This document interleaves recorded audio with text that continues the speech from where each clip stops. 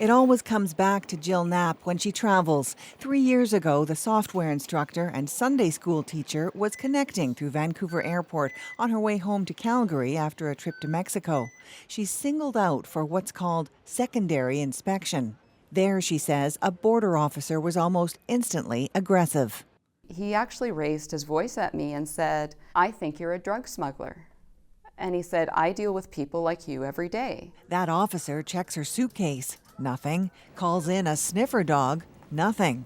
I actually saw the rage come out of him, like he was mad that they couldn't find anything. He confiscates her phone, detains her. She asks for a lawyer, but one never shows up. Hungry and exhausted, worried her parents in Calgary have no idea where she is, Jill Knapp learns the only way she'll be released is if she agrees to a strip search. So I had nothing on from the waist down, and they actually made me turn around, open up my butt cheeks, and squat. This civil liberties advocate says Knapp's treatment was out of line. It's incredibly concerning that somebody would be forced into a situation where they agreed to a strip search just to end a detention. Also, it drives home the real power that CBSA agents have. We're trained to read between the lines. With that power comes a code of conduct. With professionalism, integrity, and respect. CBC did an access to information request for Canada's big 3 airports in Vancouver, Toronto, and Montreal, asking for complaints about officer misconduct over 2 years. We discover hundreds of other travelers alleging they've been yelled at, bullied, even threatened.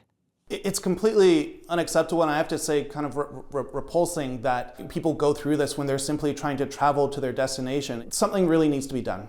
We asked the CBSA to come on camera and explain. It declined. In documents we obtained about Knapp's case, the CBSA determined its own officers followed standard procedures and guidelines.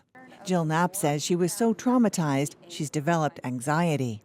My husband's going to Mexico in July to see his mom, and I'm terrified to go. It's hard because I love their family, and I want to see them, and I'm scared.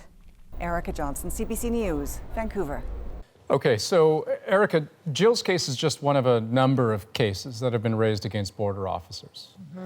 Yeah, we wanted to talk to the CBSA about all of the cases that we learned about. They declined that request, but they did say that during the period for which we asked for complaints, it investigated over 800 allegations of misconduct, and of those, 615 led to disciplinary action, including termination.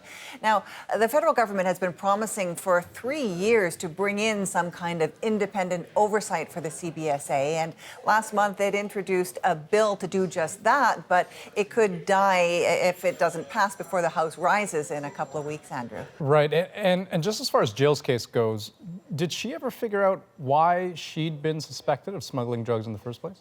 Well, she learned after the fact that one of the reasons she was pulled aside was because of the routing she took from Mexico through Vancouver to Calgary. They said it was indirect and it was a red flag. Jill Knapp says that was because she was using Aeroplan points, and as we know, you can't always get a direct route, but nobody ever asked her about that. They also said that she had bloodshot eyes, and Jill said that was because she was exhausted, and she had left her husband in Mexico City, so she had been crying. Okay, thanks for this, Erica. And as always, if folks have a story that they'd like the team to look into, email address gopublic@cbc.ca.